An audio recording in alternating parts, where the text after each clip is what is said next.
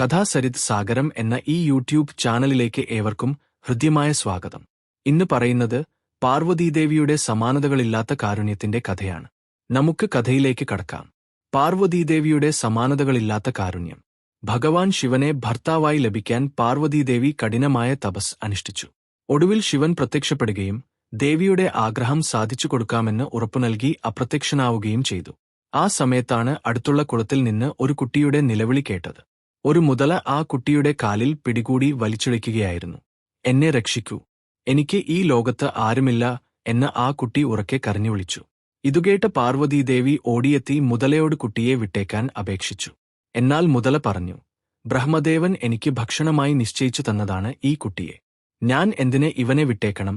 പാർവതീദേവി പറഞ്ഞു, നീ ഈ കുട്ടിയെ വിട്ടേക്കുകയാണെങ്കിൽ പകരമായി നീ ചോദിക്കുന്നതെന്തും ഞാൻ നൽകാം. അതുകേട്ട് മുതല പറഞ്ഞു, ശരി, ശിവനെ പ്രീതിപ്പെടുത്താനായി നീ ചെയ്ത തപസ്സിന്റെ ഫലം മുഴുവൻ എനിക്ക് നൽകാമെങ്കിൽ ഞാൻ ഇവനെ വിട്ടേക്കാം. ഒട്ടും ആലോചിക്കാതെ പാർവതീദേവി അതിന് സമ്മതിച്ചു. ഈ ജന്മത്തിലെ മാത്രമല്ല, മുൻജന്മങ്ങളിലെ തപസ്സിന്റെ ഫലം കൂടി നൽകാൻ ഞാൻ തയ്യാറാണ്, ദേവി പറഞ്ഞു. മുതല വീണ്ടും ചോദിച്ചു, ഒന്നുകൂടി ആലോചിക്കൂ, ആവേശത്തിൽ തീരുമാനമെടുക്കരുത്. പക്ഷേ പാർവതീദേവി തന്റെ തീരുമാനത്തിൽ ഉറച്ചുനിന്നു. ദേവി തന്റെ തപസ്സിന്റെ ഫലം മുതലയ്ക്ക് ദാനം ചെയ്തതും മുതലയുടെ ശരീരം പ്രകാശിക്കാൻ തുടങ്ങി. അത് കുട്ടിയെ വിട്ടേച്ചു. പെട്ടെന്ന് മുതലയും കുട്ടിയും അപ്രത്യക്ഷരായി.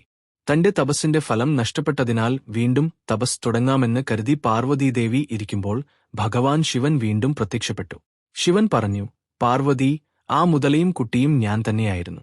നിനക്ക് ജീവജാലങ്ങളോടുള്ള സ്നേഹവും കാരുണ്യവും പരീക്ഷിക്കാൻ ഞാൻ നടത്തിയ ഒരു ലീലയായിരുന്നു അത്. വീഡിയോ ഇഷ്ടപ്പെട്ടുവെങ്കിൽ ഒന്ന് ലൈക്ക് ചെയ്യുക, ചാനൽ ഒന്ന് സബ്സ്ക്രൈബ് ചെയ്യുക, നോട്ടിഫിക്കേഷൻ ബെൽ ബട്ടൺ ഓൾ എന്ന് ഓൺ ചെയ്തു വെക്കുക. നിങ്ങളുടെ അഭിപ്രായങ്ങൾ കമന്റ് ആയിട്ട് അറിയിക്കുക. മറ്റുള്ളവരിലേക്ക് ഈ അറിവ് എത്തിക്കുന്നതിനായിട്ട് ഈ വീഡിയോ ഒന്ന് ഷെയർ ചെയ്തു കൂടി കൊടുക്കുക. നിങ്ങളുടെ പ്രോത്സാഹനം പ്രതീക്ഷിച്ചുകൊണ്ട് ഇന്നത്തെ വീഡിയോ നിർത്തുന്നു. നന്ദി, നമസ്കാരം, ശുഭദിനം.